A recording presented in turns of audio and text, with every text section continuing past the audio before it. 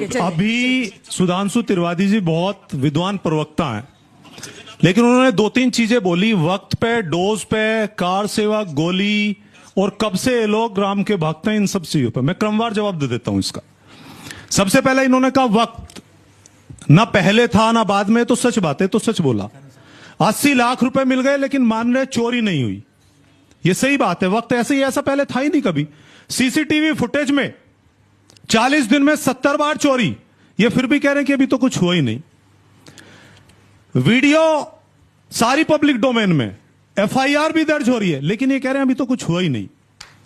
क्योंकि अगर आप भारतीय जनता पार्टी की बात से सहमत नहीं होगे तो आप राम विरोधी हैं। जैसे पहले अभी कुछ दिन पहले सुनते थे अगर आपने प्रधानमंत्री जी की किसी बात का विरोध कर दिया तो आप राष्ट्र विरोधी हैं।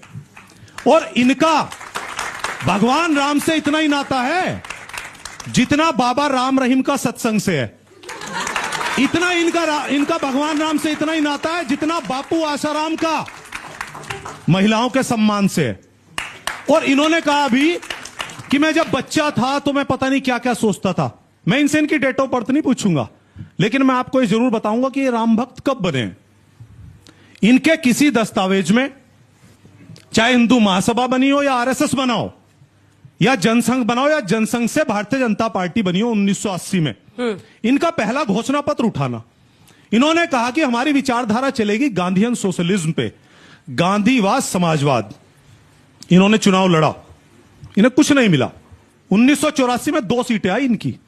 इन्होंने कहा 1989 में पालमपुर में हिमाचल प्रदेश में अध्यक्ष भाषण दिया लालकृष्ण आडवाणी जी ने। उन्होंने कहा कुछ ऐसा निकाल करके लाओ ना हिंदुस्तान में कि जो इमोशनल पॉलिटिक्स पे चले देश। तो इन्होंने वहां पे राम मंदिर का मुद्दा अपनाया। ये उस समय नए नए ताजा ताजा गरम गरम राम भक्त बने और वो चीज काम कर गई। 1989 के बाद जो चुनाव हुआ उसमें 85 सीट और 90 में जब लालकृष्ण आडवाणी जी यात्रा लेकर के चले, क्यों? क्योंकि मंडल कमीशन में जो पिछड़े लोग हैं उनको 27% आरक्षण दे देते। जो गरीब थे, दलित थे, पिछड़े थे, जो ना नौकरियों में थे ना कॉलेजों में थे, उनको आरक्षण मिला। तो इन्होंने उसकी काट के लिए वो यात्रा चलाई और उसके बाद 1991 में 120 सीट पे पहुंचे। अब गिन लीजिए कितने साल के राम भक्त हैं। उसके बाद आगे बढ़ते हैं और मंदिर में चोरी हो गई, चढ़ावा चोरी हो गई। ये कहते हैं चोरी ठीक है, लेकिन समाजवादी वाले सवाल क्यों पूछते हैं? इसलिए हम लोग चोरी करेंगे, ये सवाल नहीं पूछेंगे।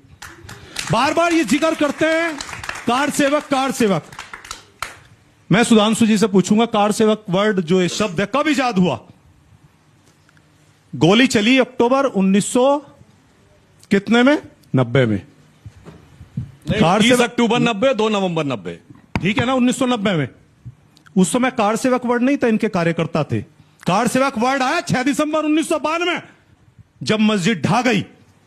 ये झूठ बोलते हैं। एक और बात, सुप्रीम कोर्ट का ऑर्डर, हाई कोर्ट का ऑर्डर, आप सपोज कीजिए ना आप मुख्यमंत्री हैं, आप छोड़ दीजिए इस चीज को, आपसे कहा लॉ एंड ऑर्डर मेंटेन रहना है, आपको मुख्यमंत्री बना दिया।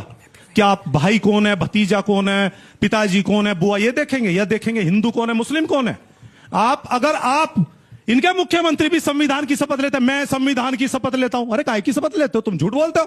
तुम कहो ना कि संविधान में अगर मुस्लिम होगा मुझे गोली मारनी है, ईसाई होगा मुझे गोली मारनी है, या सिख होगा मुझे गोली मारनी है। ये कहो ना, संविधान की शपथ मत लो। अब सुधांशु जी आप दोनों का जवाब। लास्ट सेकंड हो गया, जल्दी जल्दी। उसके बाद कल्याण सिंह जी आते हैं, मुख्यमंत्री संविधान की शपथ लेके ऐसे हाथ करके और कहते हैं ठीक है मैं सबसे कमजोर मुख्यमंत्री हूं, ढा दीजिए इसको। सुधांशु जी, ये इस देश का तासीर नहीं है।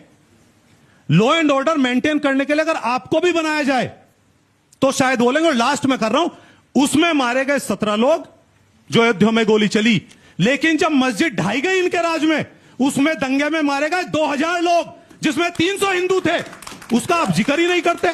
16 लोगों का जिक्र करते, लेकिन जितने आज तक हिंदुस्तान में दंगे हुए, सबसे ज्यादा नरसंहार आपके हाथ में। और सबसे लेटेस्ट किसान आंदोलन, जिसमें किसान आंदोलन जिसमें 800 से ज्यादा किसान फोकस करिए। आपके राज